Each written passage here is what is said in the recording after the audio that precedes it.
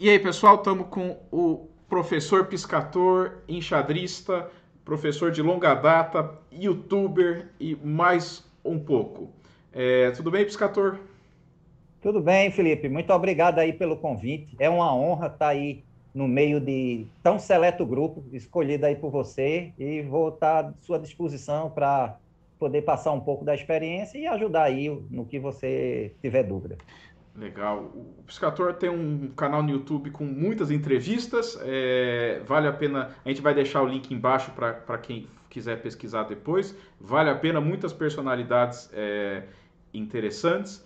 O Piscator, que é de Pernambuco, conviveu com muitos jogadores ou organizadores muito importantes do xadrez nacional, que a gente também vai citar um pouco sobre isso, e é um professor já faz muito, muito tempo. Então, e quem quiser só um pequeno detalhezinho como Piscator, como jogador, ele tem um título duplo muito curioso, que ele já foi no mesmo ano campeão escolar de xadrez e de judô, o que já mostra meio como é que é um cara que gosta de coisas diferentes e junta tudo. Mas vamos começar pelo começo. Conta o seu comecinho aí em Recife com o jogo de xadrez, de onde despertou o interesse, como é que foi? Bem, eu comecei a fazer primeiro judô desde pequeno, criança hiperativa, né? E frequentava, já era competidor com 9, 10 anos.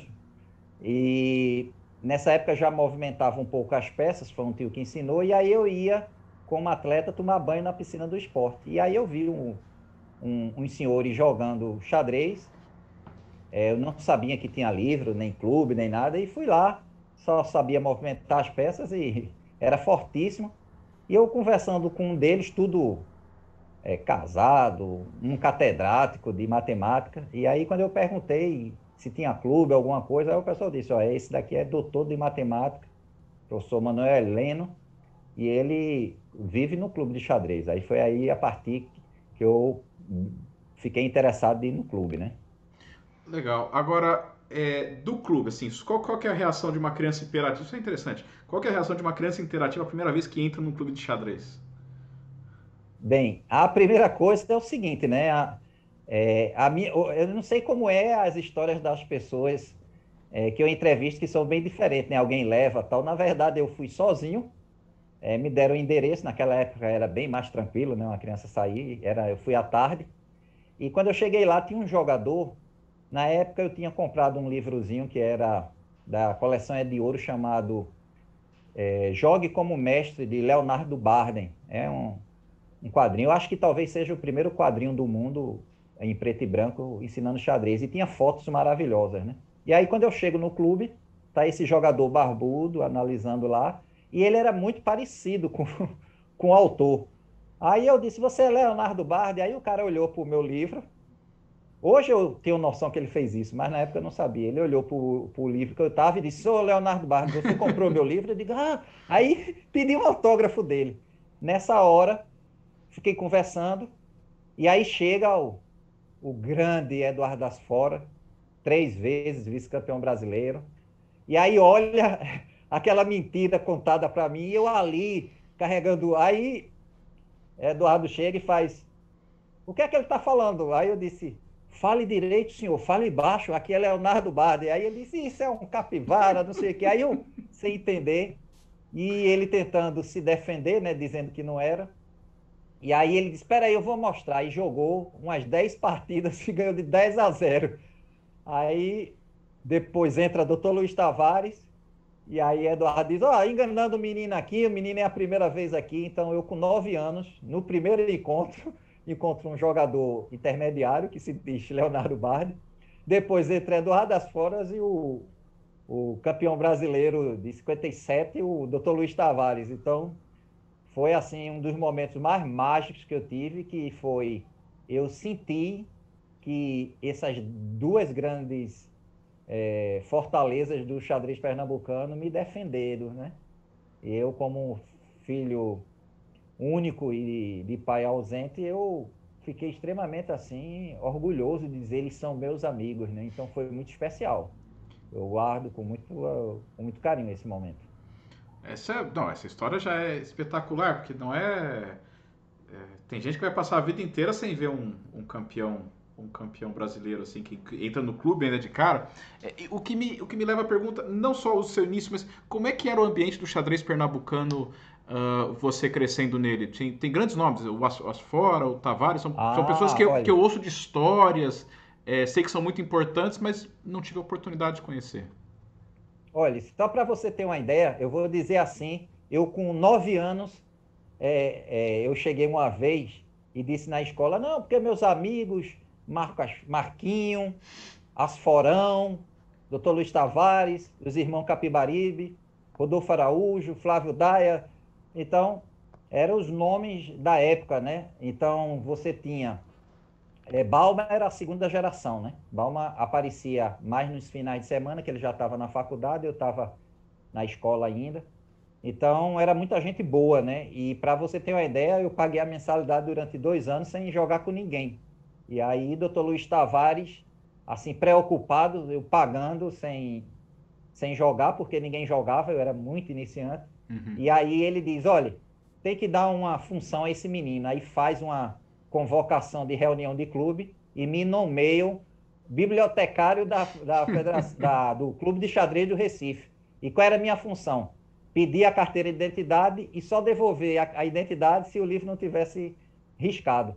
E aí foi o meu primeiro emprego público, né, sem pagamento, mas me sentia extremamente valorizado. E aquilo ali me deixou muito feliz, que eu passei a ser apenas um observador e ser um atuante. Então, eu adorava dizer, não, me dê a carteira primeiro de identidade para eu dar o livro. E aí o cara adulto, com um menino de 9 anos dizendo isso, ia reclamar com o doutor Luiz. Doutor Luiz, respeita o bibliotecário. E aí, quando tinha reunião de clube, ele me chamava, ficava todo mundo me esperando, chama lá o menino.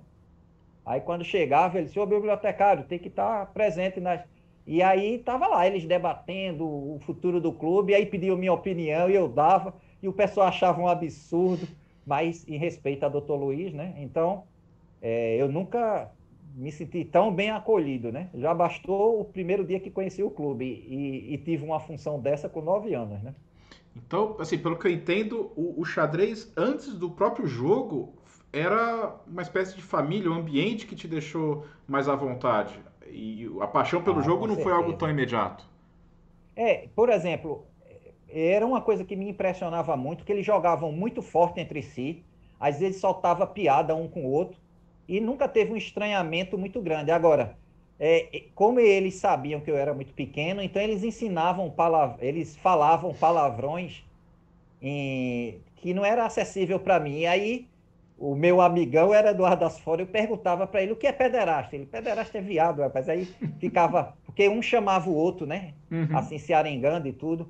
Aí chegou o professor Manuel Heleno, que era doutorado em matemática, e disse: não, rapaz, esse é muito um nível baixo, tem que falar um palavrão em alemão, que é Schweinehunts. Aí, então, eu adorava isso, que eu dizia na escola, ninguém me reclamava, porque não sabia o Uhum. que era, né? Uhum. Schweinehunts, né? Então, a lembrança que eu tenho, que é uma lembrança assim muito emocional, é que assim eram catedráticos. Eu nunca vivi num meio tão intelectual e ao mesmo tempo fortíssimos no xadrez, mas sempre estavam lá, se arengavam e tal, mas nunca chegou à via de fato. Eu já vi uma vez Dr. Luiz pedir desculpa e entregar os livros. Eu digo, poxa, eu era doido que ele me agredisse, porque se toda vez que ele agride alguém assim falando alguma coisa, e não era nem agressão assim verbal, era assim uma fala mais dura, ele dá um presente, eu era doido para ter o primeiro livro, né? Porque eu não tinha o primeiro livro. Uhum. Que coisa sensacional.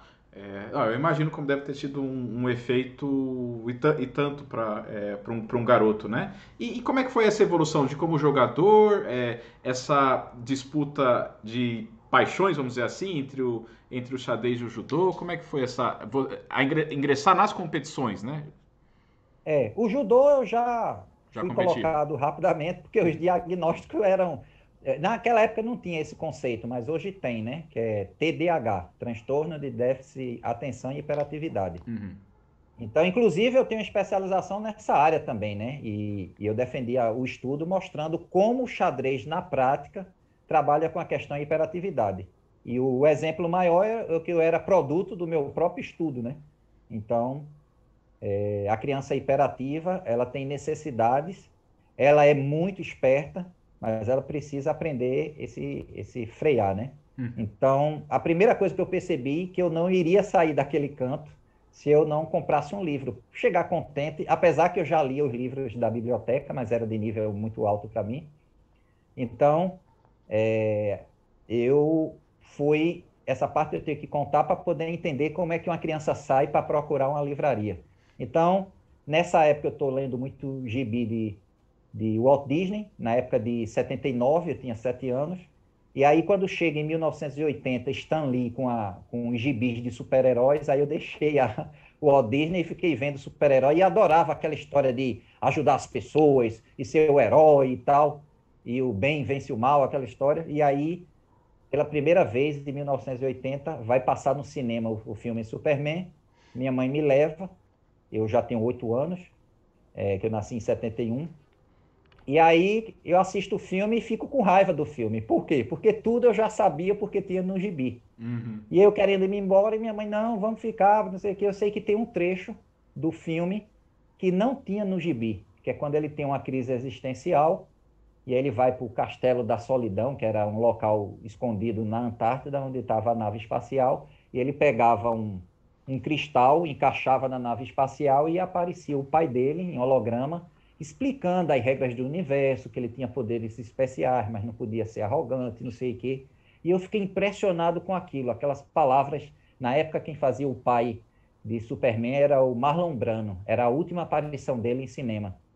Então, era como se ele estivesse falando para mim: você tem que respeitar o universo, as pessoas, porque você tem poder. E eu fiquei tão impressionado que eu fiquei à noite pensando no quarto, o que é que teria de material para eu aprender de alguém que já morresse.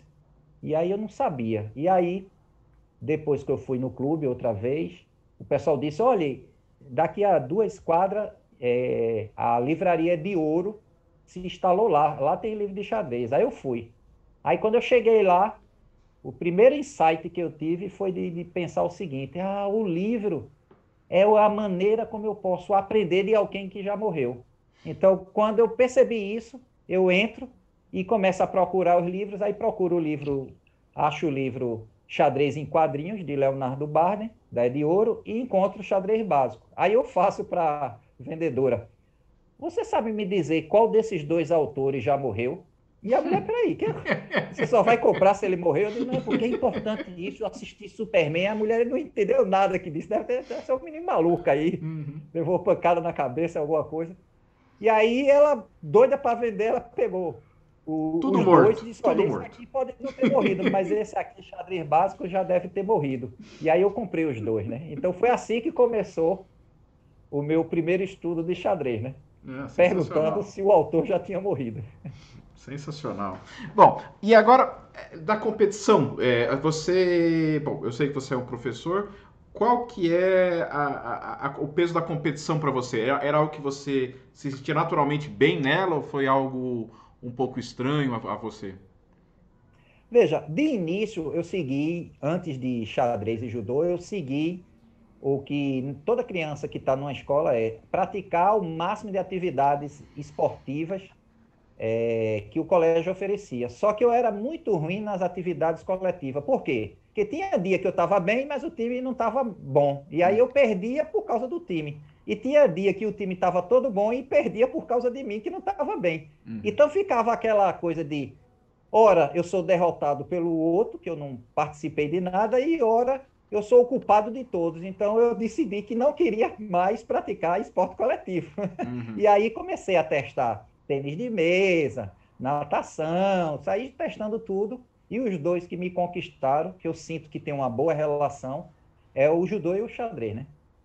Ah, isso é interessante, né? Você primeiro vai num à la carte para provar um pouco de tudo Exatamente. e depois escolher. E o que eles têm em comum?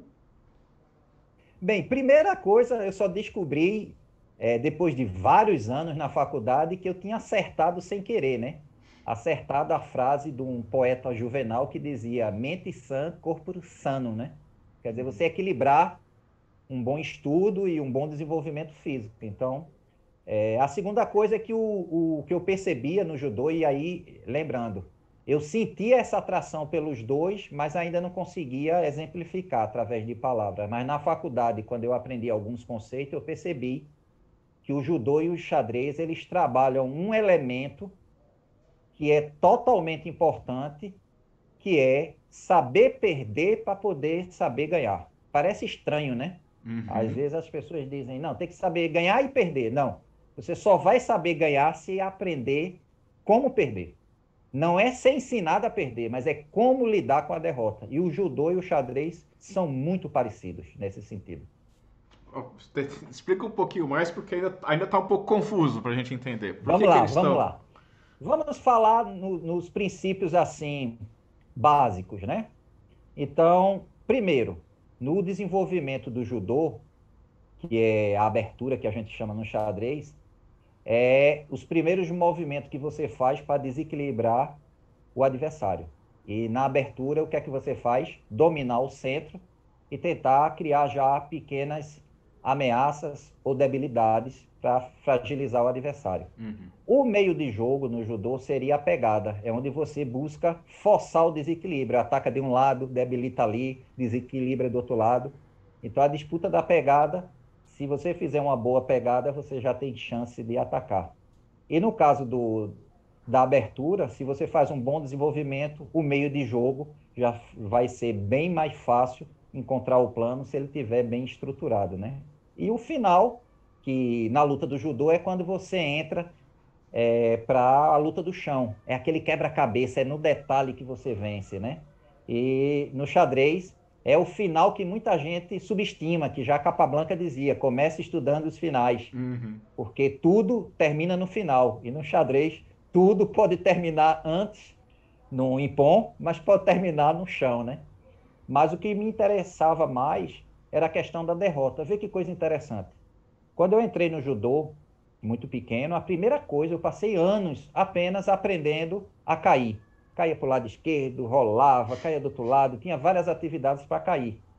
E aí, o professor dizia: olha, vocês só vão lutar, não é se tiver faixa branca tal, porque a faixa é apenas um exame que você faz, mas para lutar, você tem que estar sabendo cair. Então, tinha várias brincadeiras de derrubar e tudo, para a gente saber como cair e não se machucar. E aí, no xadrez, a gente percebe que a derrota do xadrez, ela dói. Não dói no aspecto físico, mas dói no aspecto emocional, né? Uhum. Porque quando você não estuda, você até diz, é só um lazer para mim. Mas quando você estuda, você quer resultado. Então, aprender a perder quer dizer o seguinte, é você estar preparado que cada derrota você aprende. Porém, cada vez que você ganha, você ensina. Então, não subestime seu adversário, porque ele vai estar muito mais forte quando ele perde de você. E por coincidência, eu conversando com um colega que é professor de judô e foi atleta junto comigo, ele diz: Ó, Piscator, tem um princípio do judô que diz assim: nunca subestime seu adversário, porque um dia ele lhe vencerá. Não é pode vencer. Então, eu sempre achei os princípios muito próximos, né? Então, até hoje eu faço atividade física, tenho meu estudo regular de xadrez, tenho agora essa outra atividade de YouTube. Uhum. E esse foi um grande diferencial minha na carreira de professor, né? Porque em termos de títulos, eu tenho alguns não tão importantes, Pernambucano Relâmpago, essas coisas, estudantil, mas eu consegui criar uma metodologia no xadrez que realmente mostrou que não era o jogo pelo jogo, né? Era o jogo com embasamento de formação, mas aprendendo a competir e aprendendo a ganhar e a perder.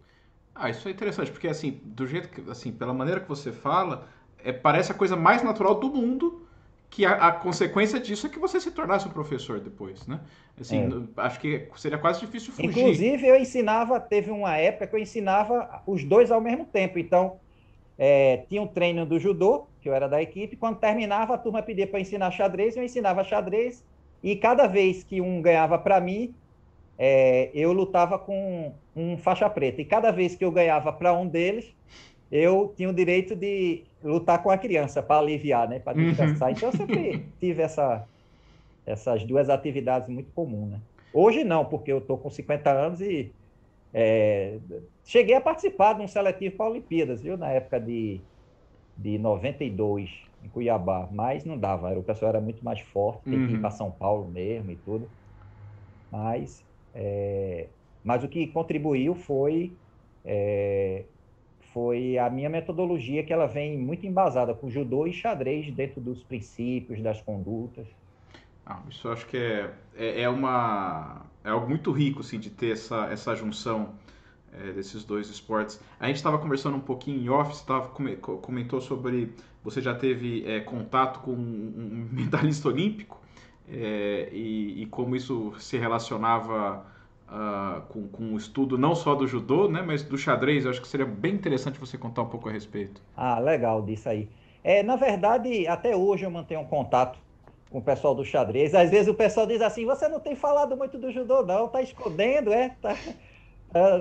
Mas era muito, até hoje é muito comum eu conversar com atletas e tudo, mas na época que eu competia, eu cheguei a treinar na Vila Sônia, em São Paulo, né? Foi um dia só, não é bem um treino, que ali era a equipe olímpica, e eu conversando com o Aurélio Miguel, não sei nem se ele vai lembrar disso, eu, guri, época de ensino médio e tudo. E aí eu falando sobre a questão do treino do xadrez e tal. E ele disse uma coisa que hoje eu implanto na minha equipe, quando aula particular tal, que hoje eu estou 100% online, né? Mas quando Uhum. era nas escolas eu implantava também, que era o seguinte: a gente treina forte como se fosse uma competição, e aí, quando você treina todo dia como uma competição, a competição só vai ser mais um treino. E isso emocionalmente estabiliza. Agora, treinar forte no xadrez não é feito do judô, né? Treinar forte é no sentido de aumentar a quantidade, acompanhar, saber avaliar se está demasia, se está menos, porque o grande segredo do treinamento é qual é a quantidade indicada que não atrapalhe a qualidade. Esse é o grande elemento que diferencia um profissional de fazer um planejamento de um treino de um atleta e uma pessoa que ainda está começando, né? Isso em qualquer modalidade esportiva. Uhum. Agora, bom, agora chegou na parte que eu pessoalmente me interesso muito e gostaria que, assim, prolongar nesse tema, que é o ser professor, né? O que é, você falou sobre implantar uma ideia do judô, um método do judô dentro do xadrez. Então, assim, como é que você acha que e você tem muita experiência como professor, como é que você acha que você vê as aulas, você acha que funciona bem? Depois você pode ficar à vontade para contar os causos também, porque Ah, tem prof... muito caos. Pois Tem é. gafe também, viu? Gafe.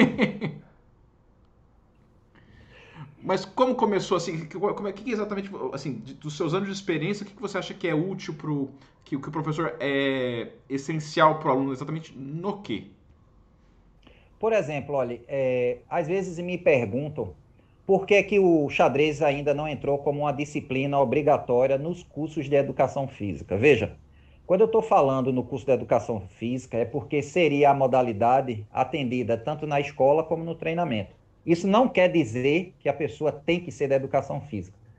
Mas qual é a ideia? A ideia é o seguinte, que o professor de xadrez, ele tem que ter algumas vivências. Por exemplo, eu e você, Felipe, a gente já deve ter tido partidas tão tensas, mesmo tendo muito tempo, mas tão tensas de complicações, que se você não tiver o seu jeito de autocontrolar, se você, a cada vez que faz uma análise e não chega à conclusão, você vai se aperreando, tenta outra vez, vai se arrepiando, começa a analisar variantes que você nem julgava e agora você botou como lances candidatos, e no Uhum. final das contas você dá um lance totalmente diferente porque se apertou no tempo. Quem fala muito bem isso é Kotov. Então, é, é, toda a escola gosta de levar os alunos para os jogos escolares, e eu diria o seguinte: antes de levar uma equipe para uns jogos escolares, tenha experiência, pelo menos uma vez na vida, professores, de jogar, porque existem algumas experiências que é difícil, não é tangível mensurar sem você sentir, né? Então, falar assim que perdeu pelo tempo, ele é muito reduzido. Mas você dizer, eu perdi no tempo porque eu não soube que lado da estrutura de peões romper, e Uhum. fiquei nessa dúvida gastando muito tempo, aí já dá para você saber qual é o diagnóstico e que possibilidades tem para trabalhar isso. Então, é, existe, existe aí, por exemplo, eu fiquei muito contente de ouvir o Rafael uma vez falando que no treinamento dele com Divoretes, quando ele esteve no Brasil, Divoretes falou como treinar a intuição. Isso na área esportiva é muito conhecido, né? Uhum. Então, existe um treino específico para a intuição. E aí, Rafael comenta como é que era e tal. Então, o xadrez tem muitas coisas assim. Eu acho que o xadrez é uma modalidade que pode absorver muitas coisas de treinamento. E é importante o professor da sua escola ser da área educacional e ser da área competitiva. Por quê? Porque quando você ensina, mesmo para iniciante, os alunos se apegam com você, né? E na competição é uma ruptura com outro professor. Não que isso seja ruim, mas se for um profissional com duas atuações, vai ser muito bem, porque imagine um atleta muito forte, mas não querendo estudar. Então você já tem uma chave mestra para dizer, olha, se a nota cair, vai ter que se afastar dos torneios, porque senão você não joga bem com problema na cabeça. Está jogando bem xadrez, mas está chateando os pais, está recebendo reclamação dos professores. Então, é interessante resolver primeiro as questões do estudo e tá. Então, isso eu fui gradativamente fazendo. E para isso acontecer, a primeira coisa que eu fiz foi não aceitar a ideia de escolinha. Então, a escola, quando queria me contratar, me contratava pelo pacote todo. Eu vou dar aulas para iniciantes e vou escolher a equipe. E aí, o escolher a equipe também me ajudava aos alunos não ser tão bagunceiros, né? Porque quando Uhum. o aluno tem a agitação e tudo. Então, só bastava dizer, olha, não vão ficar quietos, não. Então, nessa turma, eu não vou selecionar as pessoas para participar do seletivo da equipe. E eles ficavam doidos porque eu tirava as fotos do torneio da equipe, independente da gente ganhar ou não, era foto, era chocolate que eu dava, tal, dava boné do Piscator, aquela coisa, então ficava muito disputado a equipe lá dentro. Eu me sentia fazendo um mini projeto dentro da escola, um mini projeto russo ali dentro, né? Uhum. E aí, bom, esse tipo de. Porque eu. Quando a gente pensa só em aula particular, de alto rendimento, é algo bem específico. Você pensa de trabalhar com uma escola, com alunos da grade curricular normal, sem fora do curso, não é fácil chamar a atenção dessa É não, molecada é não. toda. Eu vejo porque assim, é questão de se especializar ou saber o que você faz bem, o que você talvez não faça tão bem. Eu, por exemplo, teria muita dificuldade em pegar e dar uma aula para uma turma de 30 que 20 não queria estar ali. Eu provavelmente me esconderia debaixo da minha cadeira, né? Então, assim, o que você acha que é importante para esse professor para criar esse interesse a mais no aluno? Ó, para vocês terem uma ideia, pessoal, todas essas ideias foram retiradas de livros e de observações de outras áreas esportivas. Então, por exemplo, uma das coisas, às vezes me contratam para formar professores de xadrez, né? Então, eu faço a primeira pergunta no dia de aula é: como você lida com indisciplina? A maioria dos professores mandam chamar a coordenação para quando o aluno está com algum problema de indisciplina atrapalhando a aula, né? Uhum. Então, eu passei muito tempo estudando como fazer isso, e aí eu criei o tribunal na escola. E aí, como é que é esse tribunal, Piscator? Então, imagina, geralmente eu só usava com os pequenos, porque os pequenos todo mundo quer ter a mesma vontade e ser atendido de primeira, né? Uhum. Então, se eu disser, hoje vamos fazer um jogo, aí é uma briga para quem é o primeiro a fazer.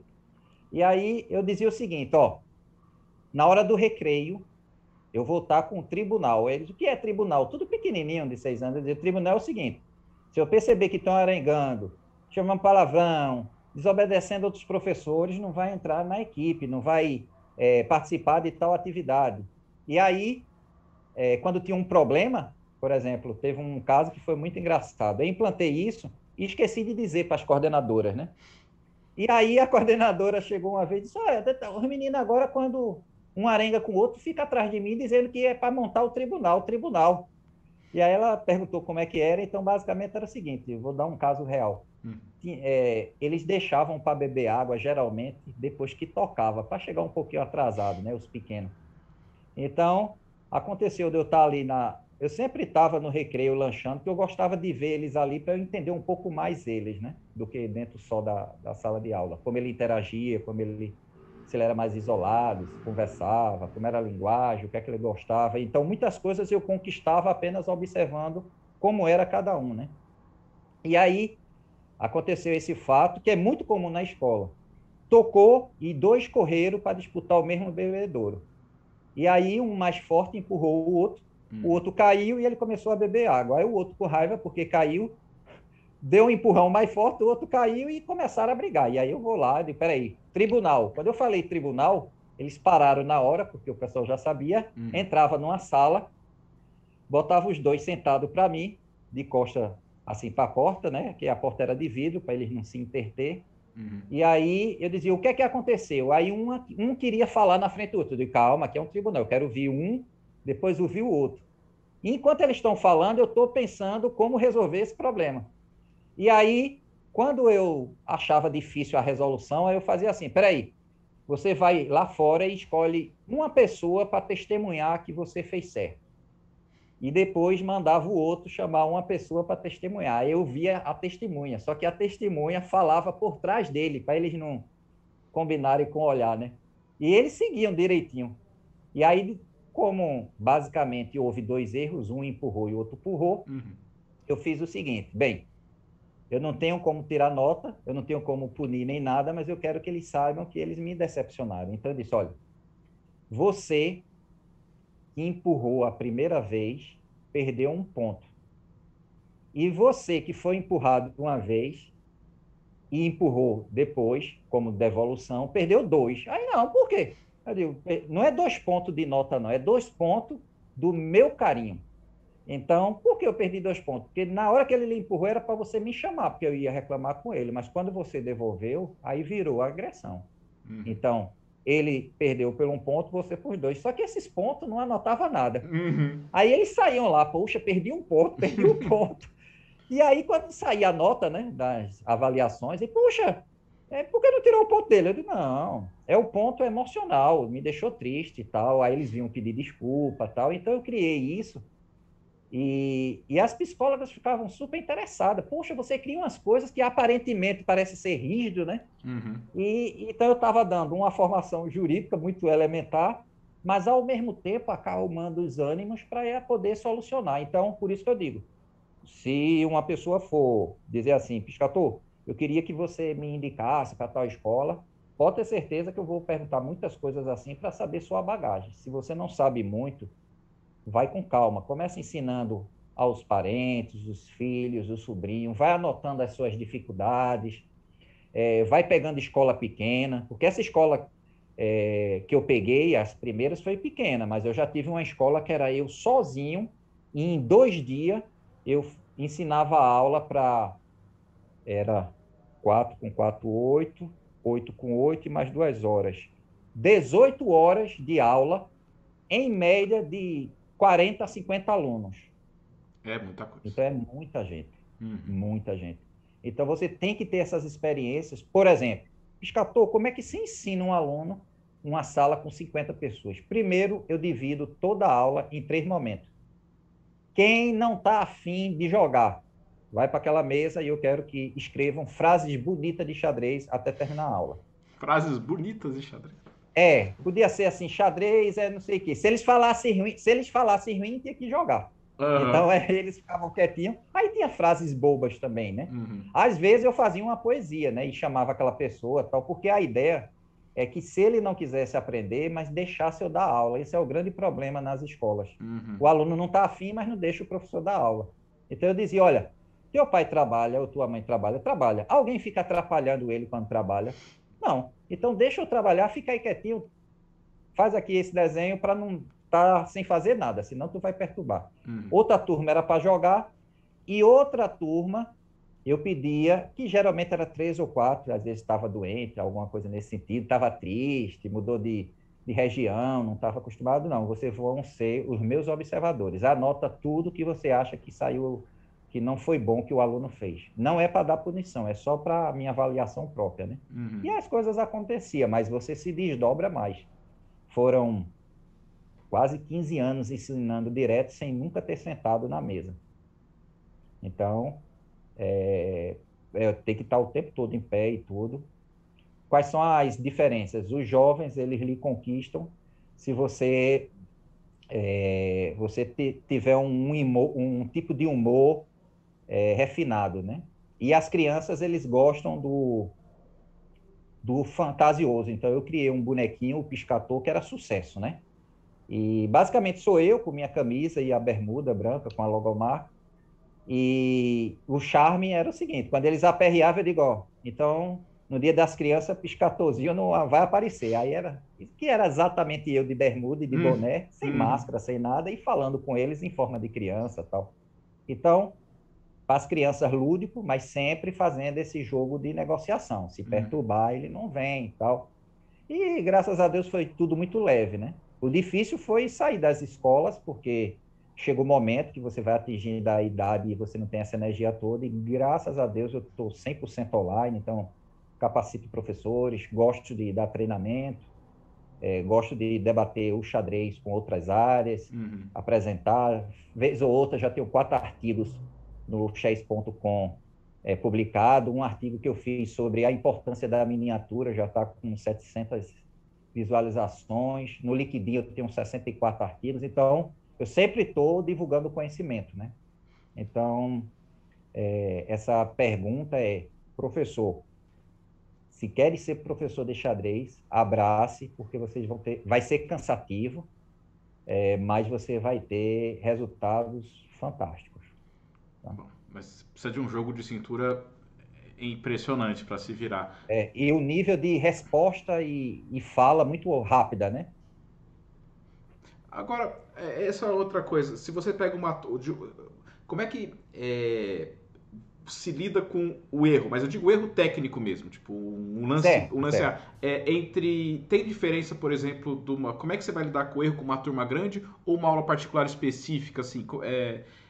Obviamente não dá, não é o que é um puxão de orelha. Exatamente qual que você acha que é algo? Não, Como veja, é que isso aí funciona? é importantíssimo que você está perguntando. Numa aula particular, o resultado tende a ser bem melhor do que ela em conjunto, né? Por quê? Porque você tem que atender às necessidades básicas, tanto daqueles que não querem participar da aula, como os que querem. Então, mas no particular você está totalmente focado em entender aquele ser, como ele reage. Por exemplo, tem alunos que reagem, você dizendo, vai, rapaz, tu não é nada, não. Já tem outros que, se você disser isso, ele chora. Então, você dizer, poxa, jogasse bem. Errou aqui, mas jogasse bem. Né? Então, em termos de resultado particular, quando alguém, às vezes, falava do meu treinamento da escola, eu dizia, ó, nossa meta é ficar entre os 10. Se for primeiro entre os 10, já é uma grande, porque o torneio de 150 meninos já era uma grande conquista. Eu diria que a gente atingiu, em média, de 70% a 80% nas diversas categorias, quando foi na época, né? Tá, isso é. Porque eu acho que não é. Ainda mais se você lidar com o erro em grupo, é uma coisa bem Por mais exemplo, ó, complicada. você me lembrou agora, foi até bom porque eu não cheguei a responder completo, vou responder em termos de sala de aula, até para os professores ouvir. A famosa análise de uma partida ali, você está mostrando o checkmate escadinha, o checkmate de corredor, algo assim, o beijo fatal. Às vezes você bota ali a, a posição no tabuleiro e pede para que eles venham se levantar. Veja só, quem está mais familiarizado, mais vibrando mais com o xadrez, ele corre para responder. Aquele que está entendendo, mas está com dúvida de errar, eu faço o seguinte: deixo apenas os que são mais mais aptos a acertar, a responder por último, caso não apareça ninguém. Mas eu chamo aqueles que não sabem e vou junto com ele, construindo a resposta dele. Eu utilizo o método de Sócrates. Então, eu digo assim: olha, a dama, para dar o beijo fatal, ela tem que estar sempre defendida pelo bispo. Quais são as casas que a dama pode ir e o bispo continua defendendo? Aí ele sai dizendo um monte, né, que aparece. Eu digo, agora, qual aquela que fica mais próxima do rei? Aí, se eu boto numa diagonal, geralmente ele bota uma posição de cheque. Eu digo, mas tem uma que ele não tem como escapar, porque ela vai bem pertinho dele. Uhum. Aí ele faz a resposta. Aí a pessoa pode dizer, não, você deu a resposta. Eu digo, não. Eu dei elementos para ele deduzir. Nunca eu vou dizer a casa G2 que dá mate. Uhum. Então, esse é o grande segredo. Você dá pistas cada vez mais próximas, mas ele mesmo sentir, você sentir aquela coisa de dizer, ah, é esse lance. Aí fica contente, às vezes sai pulando, tal. Então, eu já vi experiências assim muito impressionantes no xadrez. Por exemplo, a questão de perder. Tinha um aluno que ele perdia muito. Ele passou, ele era novato na escola na época, era o primeiro ano dele. E durante 8 meses ele não ganhava para nenhum da sala, nem Uhum. menina, nem menino. Nas primeiras vezes ele chorou. E aí eu falei aquela história do ídolo, do ego, que quando você perde, aquele que acha que é o melhor do mundo vai desaparecendo e aquele que é mais forte, que tem mais consciência do perder e ganhar, vai ficando mais forte dentro de você.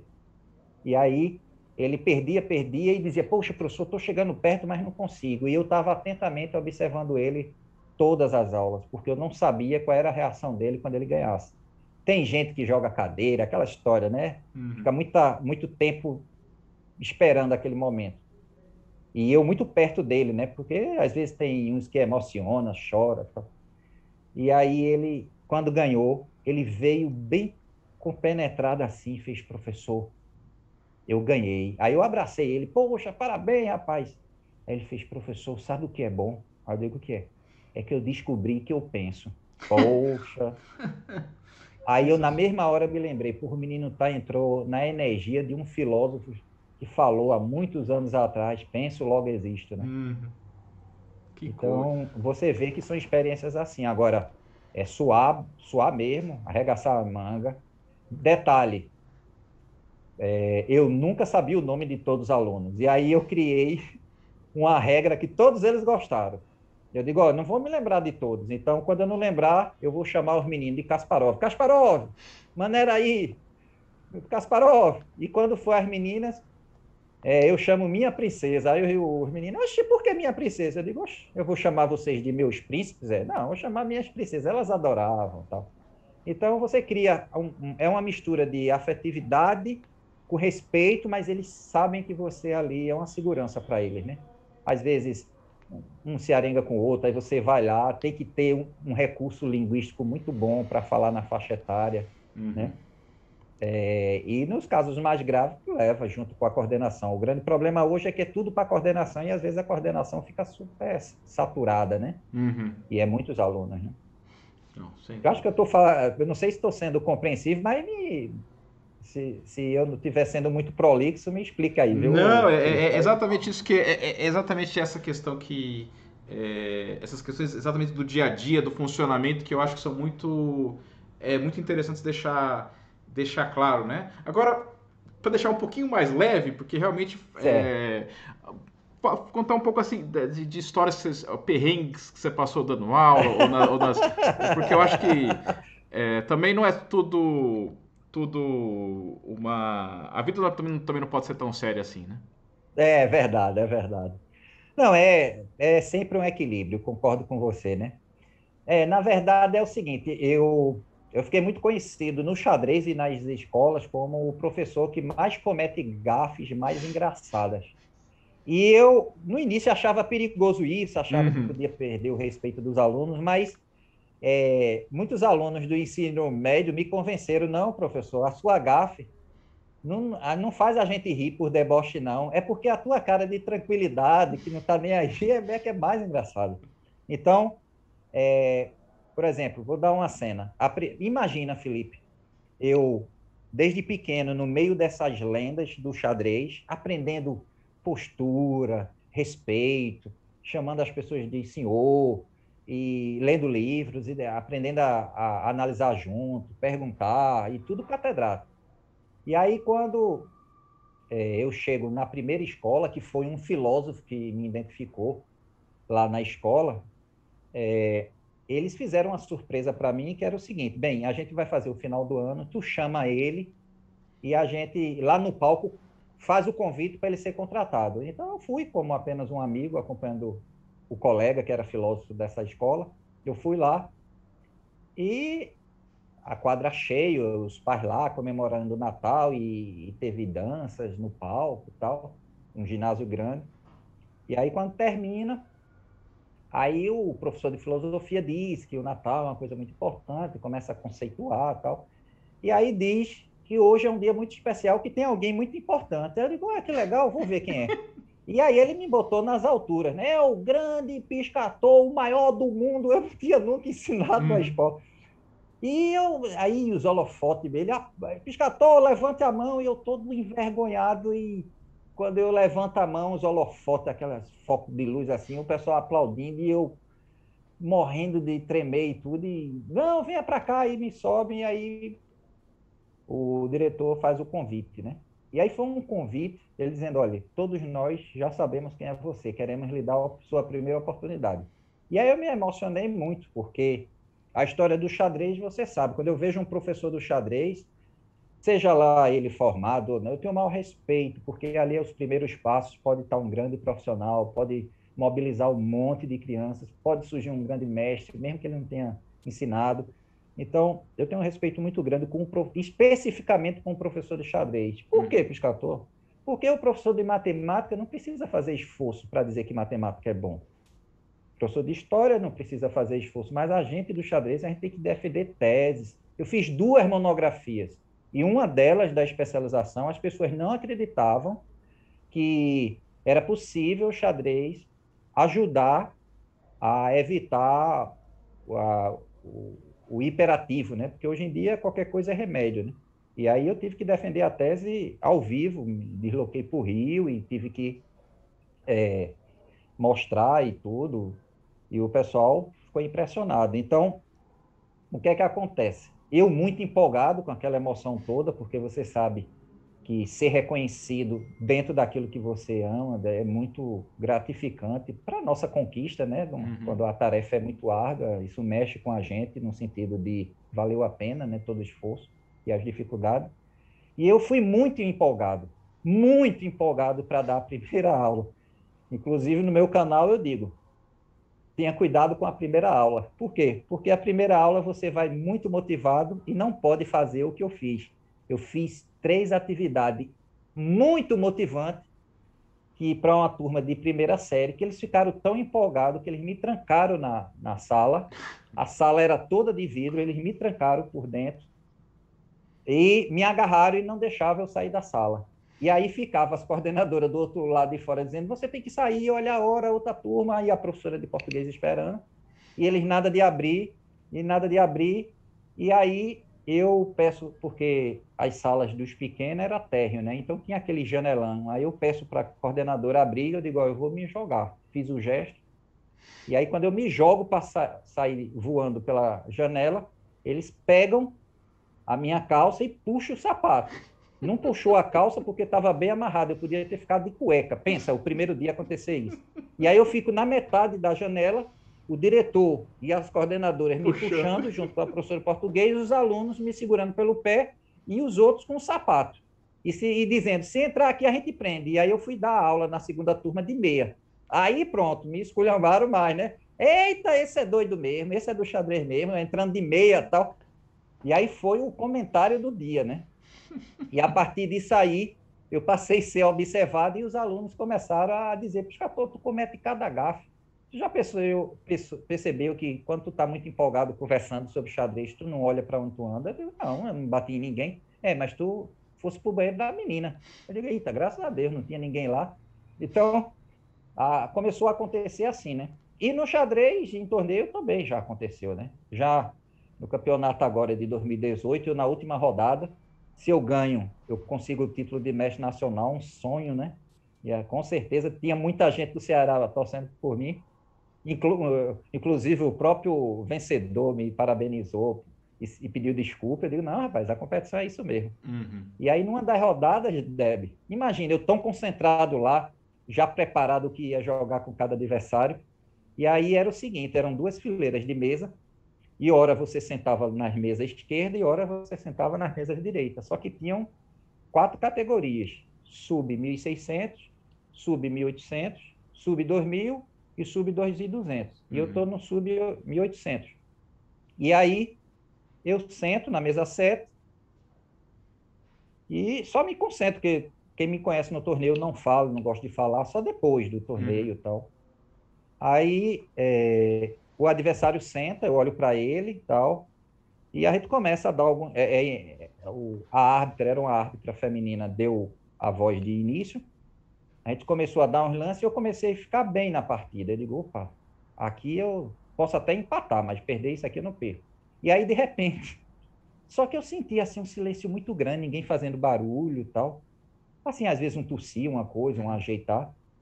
E aí chega assim a árbitra, bem suavemente, depois de uns 7 a 12 lances, faz, Piscator, desculpa lhe interromper, você está na mesa certa? Eu estou, a mesa certa.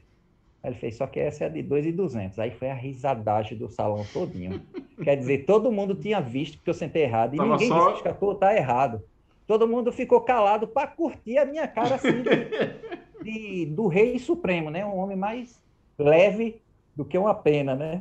E o pessoal morrendo de rir. Até meu adversário disse, olha, eu achei estranho você aí, mas de repente pode ter sido um erro nas primeiras rodadas e tudo. Então, acontece muito, né? Mas isso é interessante. Mas eu acho que a mais impressionante foi eu ter dado uma aula num apartamento e não saber quem eram as pessoas, né? Quer saber dessa história? Essa Por favor, manda lá, manda bala. Vamos lá. Deixa eu só dizer mais uma da escola que é importante para os professores. Me cobre esse do apartamento.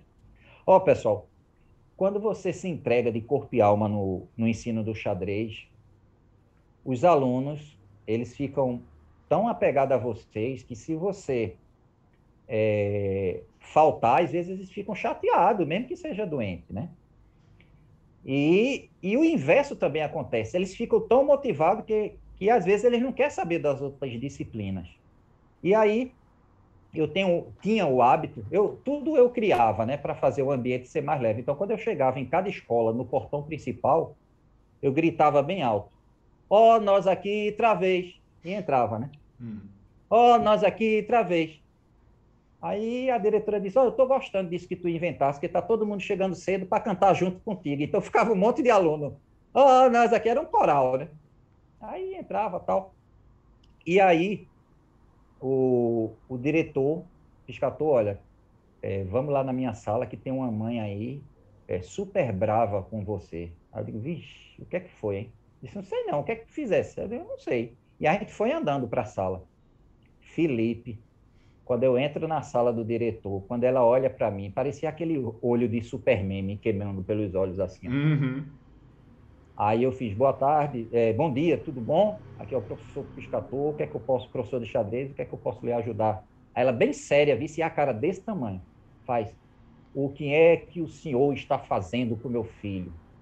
Aí eu digo, como é o nome dele? Aí quando disse o nome, eu digo, eu não estou lembrando da sala, que são muitos alunos e muitas escolas. Aí ela disse a sala, eu digo, não, ele nunca me deu trabalho, nem nada não, fiz nada. Aí eu disse, por que a senhora está perguntando isso? Ela disse, porque ele agora não quer ser médico, quer ser professor de xadrez, Felipe. O diretor atrás de mim, assim, querendo rir, e eu me aguentando, Felipe. Pensa numa vontade de rir, e eu assim, respirando, porque eu já sabia a resposta que ia dar, né? Mas eu respirando, porque deu uma vontade de rir, porque isso é tão básico. Quem foi a criança que não pensou ser astronauta, desenhista, tal, e depois mudou, né? E aí eu fui explicar a ela, eu disse, olha, deixa eu lhe dizer, quando eu era pequeno, eu também queria ser astronauta, depois quis ser pintor, igual Daniel Azular e tal. Essa é uma fase de transferência, então ele associa a minha alegria, a minha felicidade, que eu sempre inventava música, brincadeiras. Às vezes eu chegava na turma do ensino médio, o pessoal tudo desanimado, eu fazia, bom dia, o pessoal, bom dia. Eu digo, é assim, não vou dar aula não, eu quero que vocês gritem, me motivem. Aí eles, eu digo, pronto. Gritaram, tiraram os estresses e agora vou. Aí vem a coordenadora, o que foi isso? O que foi essa gritaria? Eu digo, é eles me recebendo com carinho, tal.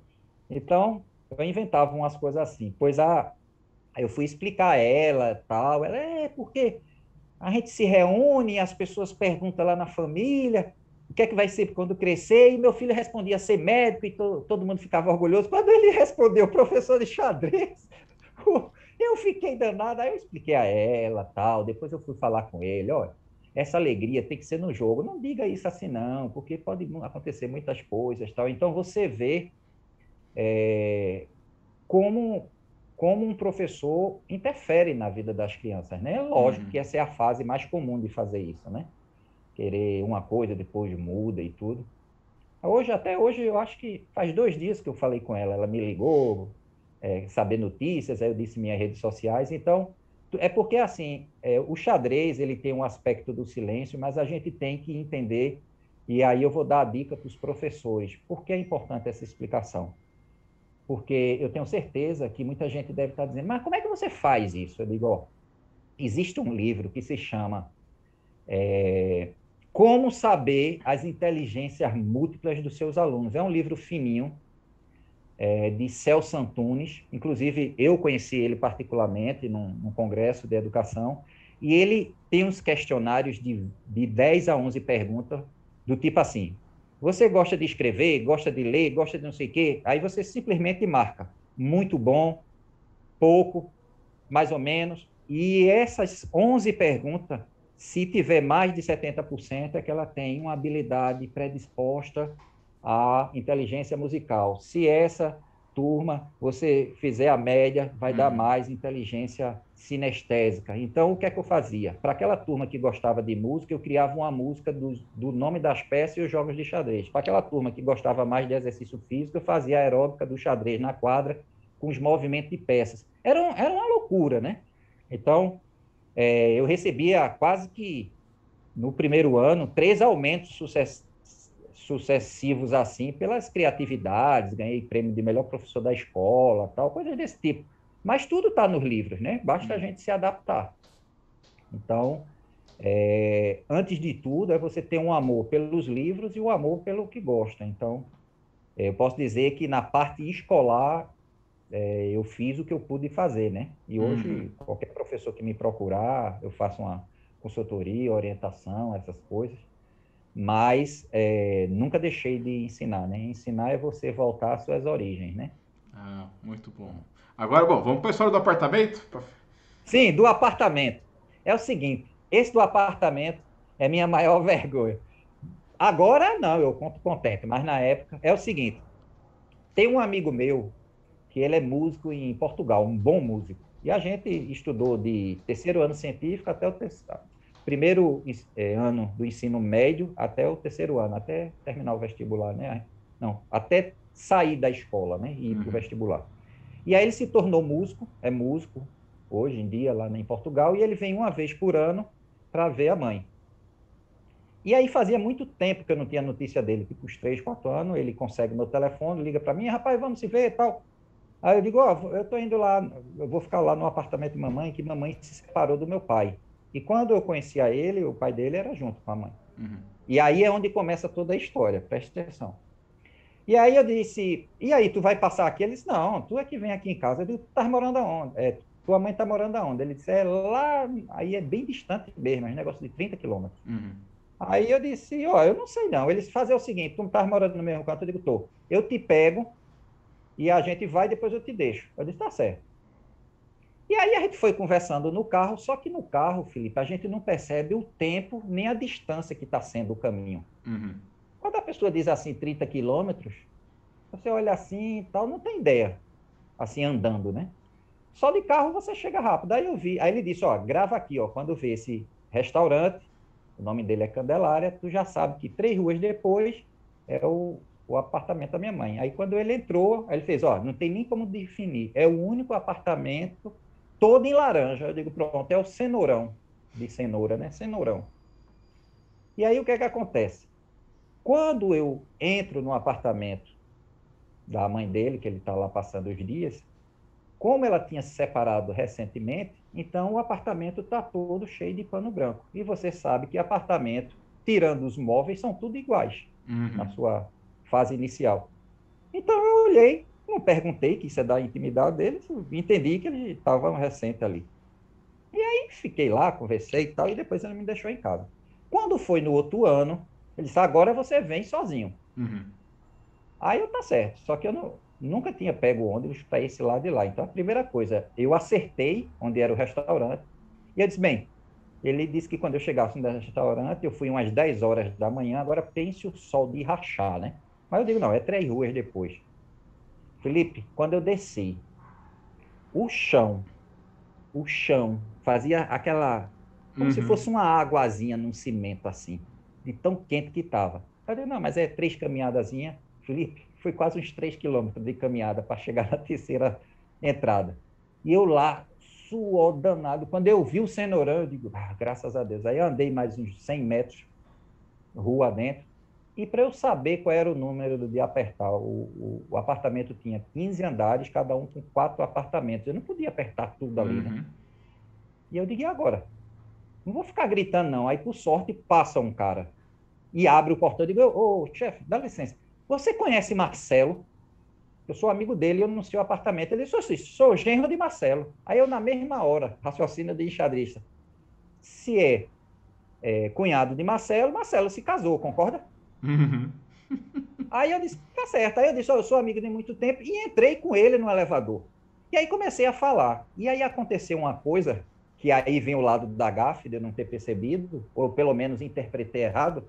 Eu disse, olha, vou te dizer uma. Eu e Marcelo, a gente na sexta-feira tinha aula de educação artística. A gente faltava para jogar tênis de mesa, porque a casa dele era atrás do colégio. Então a gente ficava jogando tênis de mesa, sem ninguém saber que a gente faltava aula. Uhum. Aí o cara olha para mim e faz: é assim que eu descubro os podres de Marcelo. Aí eu disse: poxa, falei besteira. Vai ver que essa família não sabe da história dele, Uhum. ou é uma família mais conservadora. Eu me senti constrangido, né? Falei uma Uhum. besteira. Aí, quando ele abre a porta, aparece 3 meninas assim, a nível ensino médio, estão falando de faculdade. E aí diz: ó, essas são as irmãs de Marcelo. Aí, ele diz as irmãs de Marcelo, eu estou pensando, bem, é as filhas do novo marido que ele está agregando esse nome para poder não dar diferença. Aí, cumprimentei as 3 e fui entrando. Detalhe, tanto o cara como as meninas, eu estou achando que é tudo da família do novo marido da Uhum. mãe desse meu amigo. E aí, conversando e tudo tal, e uma senhora lá dentro do corredor faz, eu estou me arrumando, daqui a pouco eu chego. E nessa hora, eu falo que jogo xadrez com o amigo Marcelo, não sei o quê. Aí elas perguntam qual era meu curso, não sei o quê. Aí eu dei pitaco: olha, não, odontologia é bom se você quiser fazer, mas tal. Aí dei uma. Tentando entrosar. Uhum. E aí elas disseram: ah, você jogava, você. Aí comecei a dar aula de xadrez. E eu me sentindo na família. Eu digo: que bom, a família nem me conhece e tão acolhedora, né? Uhum. Aí chega a senhora tomada banho e tal. Pois não, aí esse rapaz faz, olha, é amigo de Marcelo. É tão antigo que ele sabe até os podres de Marcelo. Aí eu fiquei todo errado. Só que eu não pensei assim, esta é a mulher dona do apartamento. Eu pensei, deve ser a mãe, ou seja, a sogra Uhum. da mãe de Marcelo. Então eu estou me sentindo que eu estou numa família diferente, mas é tudo de Marcelo. Uhum. E aí eu começo a conversar com ela, Felipe. E aí eu conquisto todo mundo, conto piada, conto minhas gafas, e o pessoal rindo, tal. Eu sei que quando deu meio dele, disse, quer almoçar aqui? Eu quero. E aí eu almocei, e comida gostosa. Ela disse, olha, tem um pavêzinho, você gosta de... Aí eu até brinquei, é pavê ou é para comer? E ela rindo, aquele ambiente fraterno, de que coisa boa, que ambiente bom. Uhum. Aí, Felipe, quando chega umas 4 horas da tarde, e eu tô me conversando, contar piada, olhei os quartos das meninas, dei pitaco, igual um professor que tem prazer de falar com Uhum. ex-alunos, com jovens e tal. E aí, o que é que acontece? Agora é que é impressionante. Pense numa vergonha. Aí acontece outra coincidência. Eu faço assim, cadê Marcelo? Não vem, não? Aí quando eu digo isso, deixa eu só apertar aqui. Quando, quando eu digo isso, aí a senhora responde assim: Marcelo está na casa do avô. Aí vê a coincidência. O avô do Marcelo que eu conheço, quando ele vai para a casa do avô, é em Gravatar e ele é apicultor. Ele cultiva mel, tem Uhum. as abelhas, mel, aquelas coisas. E aí, quando ela diz está na casa do avô, no meio da sobremesa, eu faço assim, oba, vai ter mel, tem mel pra pisca. E todo mundo assim, sério, assim, ó. Aí eu disse, pronto, falei besteira. O avô faleceu, tocaram fogo na fazenda, perdeu dinheiro. Fiquei super preocupado, né? Que eu sou Uhum. conhecido pelas gafes, né? E aí a senhora, bem tranquila, Felipe, como se me conhecesse há anos, fez: meu filho, qual é o Marcelo que você está falando? Bem tranquila. Aí eu começo a perceber o que é que eu estava fazendo naquele ambiente e eu percebi que eu podia estar no lugar errado. Eu fiz, é Marcelo do Rego que eu conheço. Aí pronto, as meninas começaram a rir. Cadê, cadê? Deve ser a pegadinha de Faustão, não sei o quê. E eu querendo ir embora. E o pessoal, não, você é legal, não vai-se embora não. E eu morrendo de vergonha. E as meninas rindo, não é possível, é um estranho. E eu na minha cabeça, se esse pessoal gritar que eu estou invadindo a privacidade, como é que eu consigo me defender? Uhum. E assim, graças a Deus, eu conquistei todos. O meu jeito é muito espontâneo, eu gosto de conversar. Uhum. E eu querendo ir me embora, e elas, não, não, não, você pode jantar aqui. Eu digo, não, eu quero ir me embora. Eu sei que eu fui me embora. Quando eu saio, Felipe, dá aquele alívio. Só que detalhe, 4 horas da tarde, tá aquelas pessoas andando, um casal com o bebezinho, o outro andando de bicicleta, as pessoas assim na rua. Aí a família todinha na varanda, num 10º andar, tchau, piscator, quando Marcela não tiver, pode vir, que você sempre cabe mais um. E eu com a vergonha, dei o tchau assim, fui embora, e eu dizendo na minha cabeça, nunca mais eu vou aqui, nunca mais eu vou aqui, morrendo de vergonha. Quando eu cheguei em casa, eu contei à minha mãe riu que sou apoio, eu assim, preocupado do perigo que eu passei. Aí Uhum. quando dá exatamente 8 horas da noite, Marcelo me liga, rapaz, o que é que tu fizesse aqui? Eu digo, o que foi? Eu não fiz nada, eu só me confundi. Ele disse, não, o teu nome foi pauta da reunião de condomínio. Aí eu digo, e vai falar o quê? Não, o pessoal morrendo de rir. E tá, então, todo ano, Felipe, faz mais de 15 anos que todo ano ele me chama e eu não vou com vergonha de ir. E ele diz, olha, o público está ali esperando. E eu, Deus me livre. Então, você vê, Felipe, assim, um nível assim, de entrega por gostar das pessoas, de Uhum. falar. Então, eu atribuo que duas coisas foi fundamental para mim. Primeira, muita leitura. Eu sempre acreditei, eu sempre digo aos alunos, leia o livro sem criticá-lo. Na segunda leitura, você critica e aí decide se não gostou, não gostou, mas Uhum. deixa o autor expressar, porque pode lhe ajudar, pode ser um diferencial. E a sensação que eu tenho é que, assim, na escola, o professor tem que ter muitas habilidades. E uma delas é estudar esse livro, Inteligências Múltiplas. Como lidar quando uma pessoa é mais sensitiva, mais sinestésica, outra é mais emocional, outra é mais intrínseca. Porque se você consegue criar uma linguagem múltipla e saber utilizar para cada tipo de pessoa, você tem uma adesão maior, né?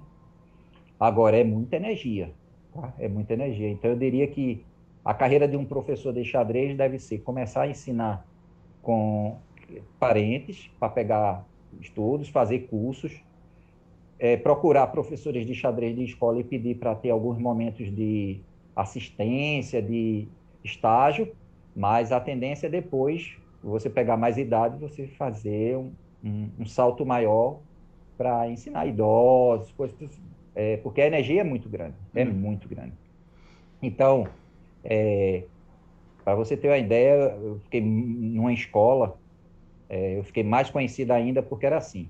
Fazia todas essas brincadeiras, mas eu fiz o xadrez aquático. Na época foi novidade. Como era isso? Eu levei um xadrez de mármore que eu ganhei, botei dentro da piscina e ficava as duas equipes com o mesmo número de pessoas. Então, uma dava um mergulho, dava o lance e voltava. E a outra equipe, que estava na outra borda, e eu ficava mergulhando para ver se não tinha roubo, né? Uhum.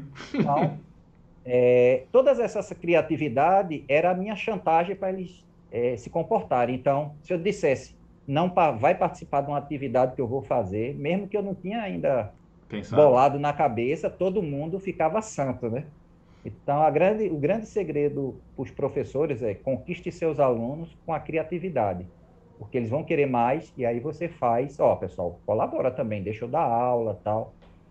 Então, são experiências assim grandes que eu gosto muito de contar vividas, mas cada um tem seu jeito, não precisa fazer igual, né?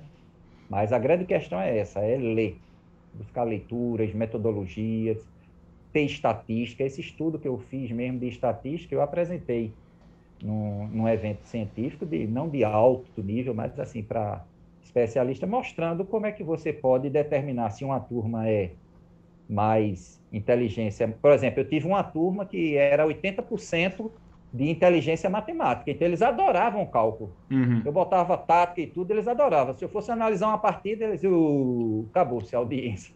Mas, Então, o xadrez tinha essa liberdade de eu poder modificar. Às vezes, tinha aluno que dizia, por que o senhor bota tática para essa turma e outra não? Eu digo, porque aqui é necessidade. Mas eu queria, eu digo, então convença a turma. Então, às vezes eu sorteava alunos de outra sala para entrar noutra sala para experimentar um pouco a outra experiência e tal. Fizemos concursos de canção com música de xadrez, então eles tinham que tirar as letras e criar a mesma música, então teve Ahá em inglês, só de letras de xadrez, teve quadrilha junina com as peças características, e foi de tudo, né? Então, sinto agora que meu momento é online, competição, formação de professores. Então, eu agradeço muito, Felipe, essa oportunidade, porque às vezes não é o nosso hate que colabora no xadrez. No meu caso, eu ainda penso ser mestre nacional, tá disponível, estudo, mas é saber que eu dei uma contribuição importante, que eu estou à disposição aí de fazer cursos, para que estado for, e agora pode ser online, que aí pode ser bem mais barato. Eu tenho feito com alguns professores, cobro uma taxa de R$ 10 e boto 99 pessoas no Zoom e boto um tema importante, né? Então, os professores de xadrez são os semeadores, né? E vocês que são diretores de escola, dê muito apoio aos professores de xadrez, porque muitas coisas eles vão precisar testar, né? Não precisa fazer exatamente o que eu fiz, mas você testa uma coisa, deu certo, então faça essa conversa com o diretor para não engessar muito o xadrez, né? Tenha a equipe, de preferência que você escolha os alunos para a equipe. Às vezes é bom ter o dinheirinho a mais, mas eu prefiro, vamos dizer que você ganhasse R$ 100 de cada aluno e você podia botar 20 alunos, é R$ 2.000, mas eu preferia que a escola me desse 300 e seria agregada à escola sem ter que aumentar nada. Então, era mais um oferecimento que a escola oferece para os pais, e para mim é um dinheirinho a mais, mas eu escolhendo os alunos, né? Eu botava os alunos da equipe, Felipe, para assinar um contrato. Imagina, um menino de 6 anos assinando um contrato e um juramento que, se a nota cair, vai se afastar até a volta das notas boas. assustava, estudava até passar, não tinha Não, jeito. e os pais adoravam, tirava foto, tal, não sei o quê. O diretor fazia assim, isso dá algum problema jurídico? Eu digo, não, porque não Não tem vale nada. validade nenhuma. É só para... Mas, olha, isso é tão importante para os pequenininhos, e os pais tiravam foto. E aí, Felipe, quando a gente faz algo assim, onde a base é formação, tal, os pais lhe apoiam, sabe? Eu tive pai que patrocinaram torneios meus. Uma vez eu dei aula voluntária a uma comunidade carente. Eu literalmente vou divulgar recentemente no meu canal a foto como era a sala e a foto depois das doações. Eu não botei um dinheiro. Então hoje, graças a Deus, eu sinto que junto com todos que fazem a história do xadrez, eu estou participando disso do meu jeitinho e ainda buscando o título de mestre nacional. Ah, muito, muito bom. Bom, seguirei na torcida pelo seu título de mestre nacional, mas queria aproveitar aqui para agradecer, acho que o seu tempo, a paixão que você demonstra. Quem quiser saber mais de você e também das suas entrevistas, a gente vai deixar o link do canal, porque eu acho que é alguém que viveu o meio do xadrez, sabe do meio do xadrez e pode agregar muito. E, enfim, queria agradecer de novo o seu tempo. Tenho certeza que quem assistir vai ter gostado tanto quanto eu dessa entrevista. Muito obrigado. Muito obrigado, Felipe. Muito obrigado aí a abertura para falar um pouco dessa atividade que ainda é pouco conhecida. Então, vocês que são professores de xadrez, me procurem. A gente pode agendar estudos em grupos, estudos de caso. Estou à disposição. tá? E, Felipe, parabéns aí pelo canal, fico muito feliz aí de você também estar contribuindo. Você é um grande mestre de visão bem ampla também. Eu acho que eu sou, pela primeira vez, entrevistado numa rede social de um grande mestre, Ó, tá? que bom. Bom, fico feliz que você gostou. A gente vai deixar na descrição tanto o canal como o e-mail para quem quiser estar em contato, que o Piscator é sempre muito solícito em ajudar. É isso, pessoal. Até mais. Tchau, tchau. Um abração. Tchau, tchau, pessoal. Tchau.